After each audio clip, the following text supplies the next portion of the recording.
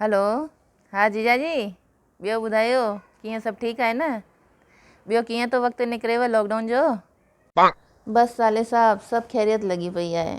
भई ॾिस, मुंहिंजो त ईअं चवणु आहे कि ज़ाल मुड़ुस में अगरि ट्यूनिंग सुठी वेहे थी त ज़िंदगी जीअण जो मज़ो ई कुझु अलॻि थो थी वञे, पोइ भले ई उहो छो न लॉकडाउन जो पीरियड हुजेव। अच्छा, उहो कीअं?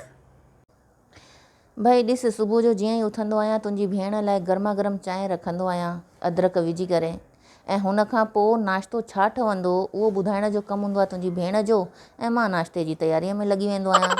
हुन खां पोइ नेरण जा जेके बि बासण लहनि मिंट में मले खणा। उहो छा आहे त सिंक में बासण भरियल पिया हुजनि न, उहो तुंहिंजी भेण खे वणंदो कान्हे। ऐं हाणे सच पुछ त मूंखे बि साफ़ सफ़ाईअ जी आदत पइजी वई अथई। वाह, अचणु वञणु त आहे कान किथे अॼुकल्ह, त कपिड़ा एतिरा निकिरनि न, 10 मिंट में कपिड़ा धोई करे मोकिलो थी वेंदो आहियां। बाक़ी हा, राति जी रोटी तुंहिंजी भेण खे सुठी खपंदी आहे, त कॾहिं उनजी फरमाइश ते काई डिश ठाहियां त कॾहिं पंहिंजे हिसाब सां काई नई डिश खाराए करे उनखे सरप्राइज़ ॾियां। 2 मिंट बीह त कुकर जी सीटी लॻी आहे, गैस बंदि करे अचां। बसि हुन खां पोइ बासण मले करे रधिणो बिल्कुलु साफ़। हुन खां पोइ 10-15 मिंट जेको बि तुंहिंजी भेण खे सीरियल वणंदो हुजेव त उहो खणी ॾिसंदो आहियां। बसि पंहिंजो त सभु बढ़िया थो हले।